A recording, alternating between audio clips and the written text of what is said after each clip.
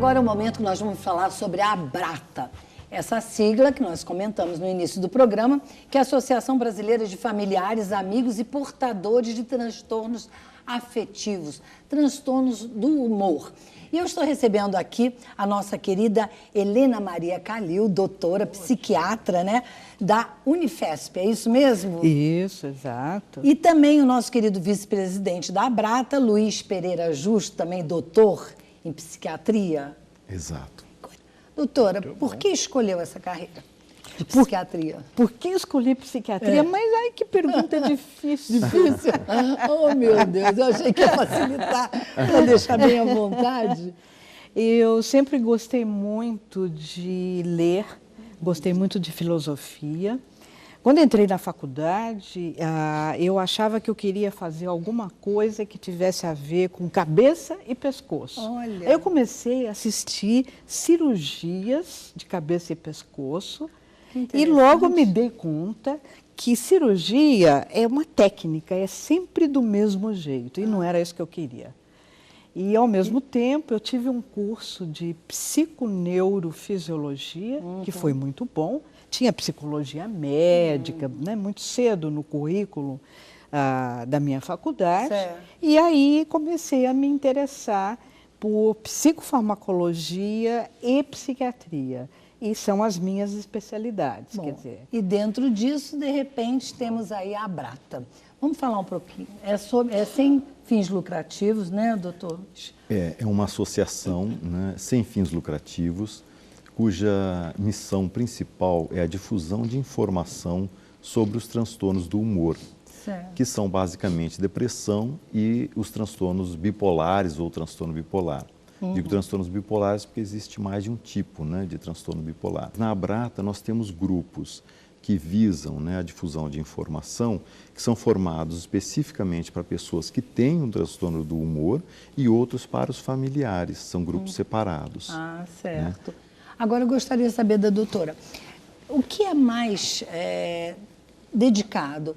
É às pessoas com bipolar, com esse transtorno, ou com outro transtorno que seria o afetivo? O bipolar é parte de transtorno afetivo. Transtorno afetivo, talvez para ficar mais fácil, claro, né, mais claro, transtorno afetivo é também chamado de transtornos do humor.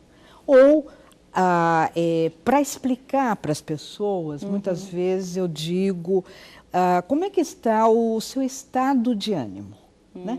Não vou perguntar, como é que está o seu humor? Como é que está o seu afetivo? O afetivo pode ser usado como amoroso, né? Certo, claro. Certo, então... É um estado, às vezes, momentâneo também. Sim, exatamente. Então, o afetivo, transtorno afetivo, é chamado transtorno do humor e os transtornos do humor englobam, como o doutor Luiz já disse, transtorno bipolar ou transtornos bipolares e as depressões, que também tem vários tipos de depressões. Certo.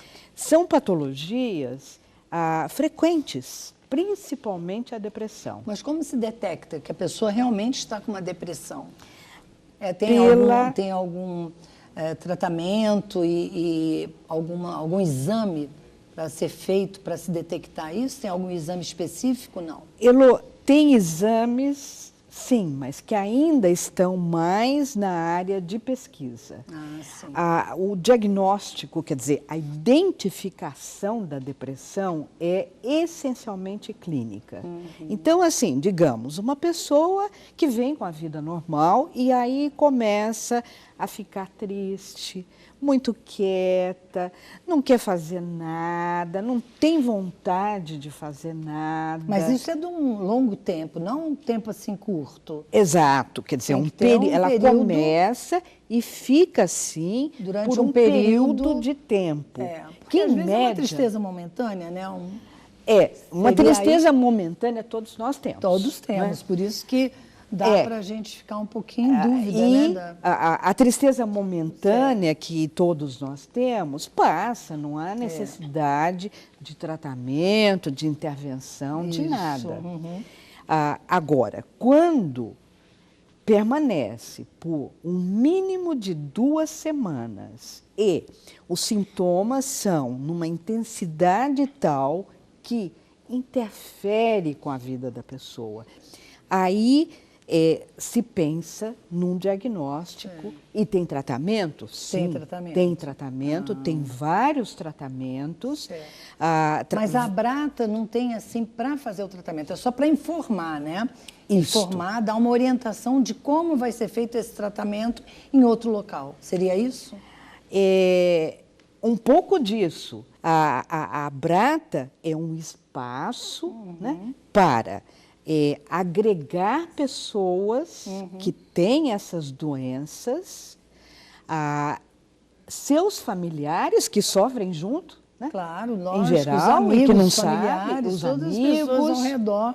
E aí tem que ter realmente um apoio, e o apoio vocês dão. É o que a Abrata faz. É a função maior, é verdade. É o apoio e a educação, né, sobre essas doenças. Tá.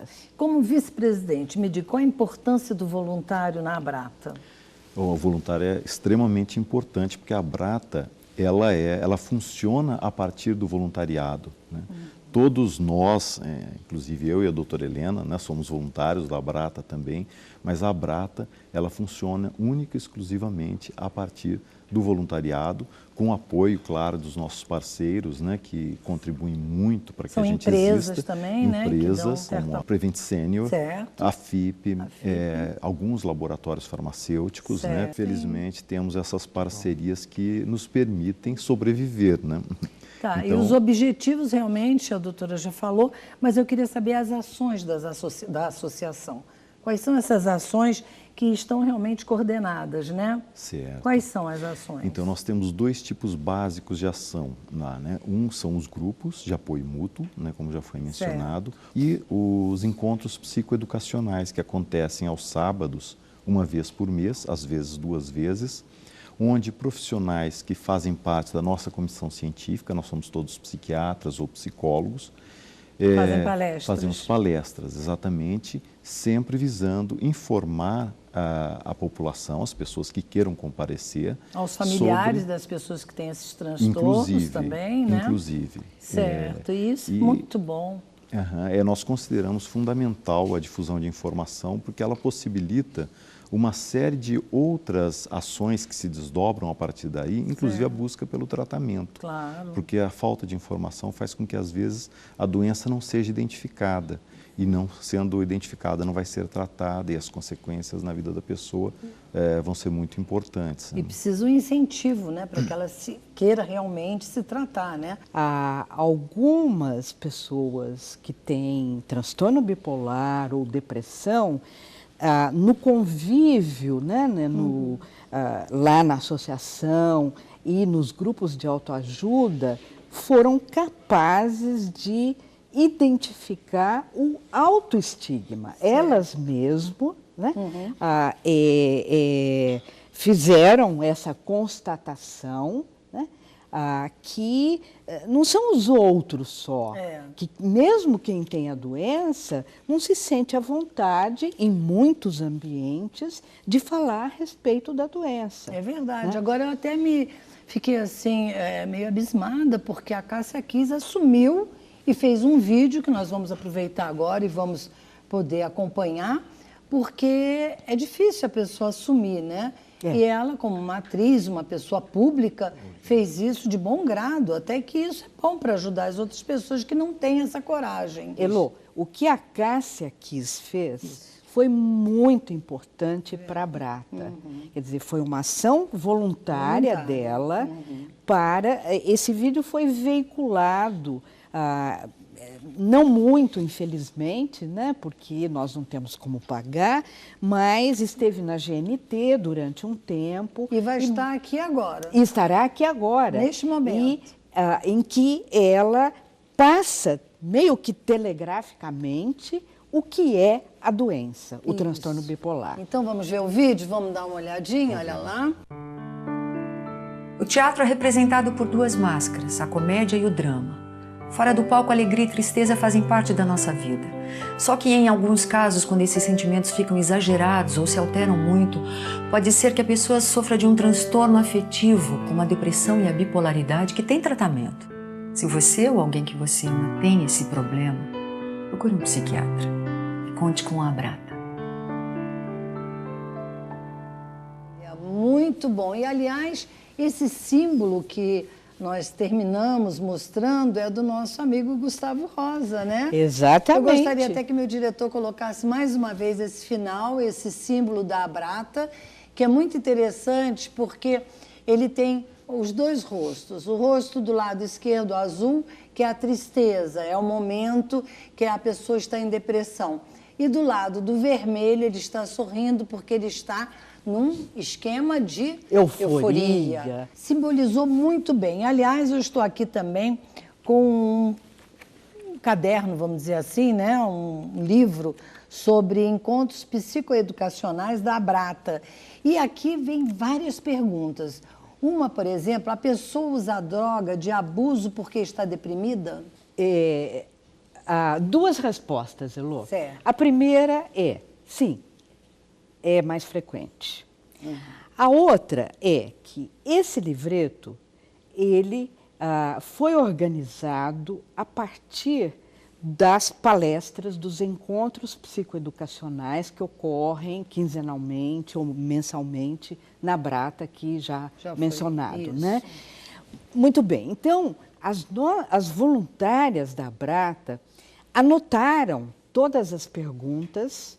Aí nossas voluntárias selecionaram aquelas mais frequentes. Certo. Então aqui estão as 100 perguntas mais frequentes sobre depressão.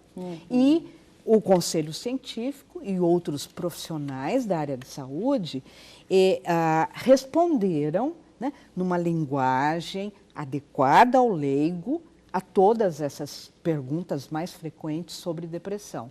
Então, é um livreto, né, que traz as perguntas com as respostas, exatamente, né? Orientando de uma forma muito assim, bem elaborada, para que as pessoas possam entender melhor. Porque, por exemplo, aqui está, o que é distimia? Qual a diferença entre distimia e depressão? Então, distimia também é um transtorno do humor. É um tipo de depressão que é menos intensa do que a depressão maior, né, como a gente chama, mas que tem uma duração longa, de pelo menos 2 anos, sem que a pessoa tenha períodos longos assintomática. Certo. Então, a pessoa passa pelo menos 2 anos da vida deprimida, numa depressão menos intensa, ela continua a vida dela, trabalha e tudo, mas há um prejuízo importante da qualidade de vida. Isso é a distimia. Muitas vezes fica sem diagnóstico justamente por essa intensidade menor dos sintomas. Certo. E é muito importante também, Elô, quando a gente fala em depressão, a gente não está falando só de tristeza, que isso é algo muito confundido pelas pessoas de modo geral. Para mim, eu sempre pensei nisso. Então, existem inclusive depressões sem tristeza. É mesmo? Né? É um pouco mais raro, mas existe isso também. Então, depressão é um conjunto de sintomas. Quando a gente diagnostica um transtorno depressivo, a gente está considerando, sim, a tristeza, mas muitos outros sintomas. Por exemplo, na terceira idade, muitas vezes acontece uma pessoa ter uma depressão onde a tristeza não é muito pronunciada. Né? Aparecem queixas, às vezes, relativas a sintomas físicos, que muitas vezes não têm uma base médica. Não está acontecendo algo de errado realmente com o corpo da pessoa.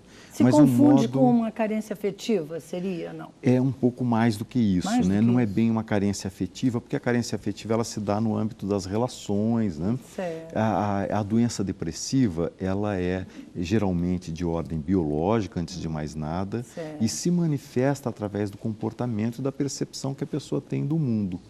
Então, é uma doença, na verdade, que tem um aspecto biológico muito importante, por isso a gente não pensa a partir desse aspecto, né, de carência afetiva. Nessa premissa de carência, né?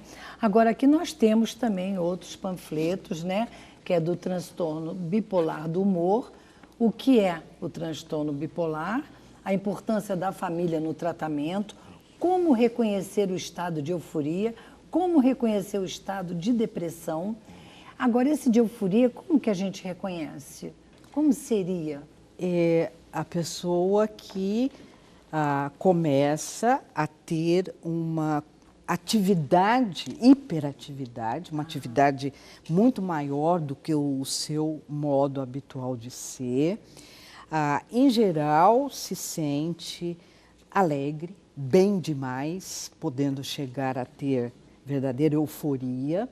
Em casos mais graves, tem ideias de grandeza. Isso é o Preventino. É o Preventino. Ele tem ideia de grandeza, então, olha, você já está... Mas é bom, não é bom o Preventino ter ideia de grandeza, porque assim ele está ajudando a muita gente que assiste o programa. É isso que eu preciso ver se está ajudando mesmo.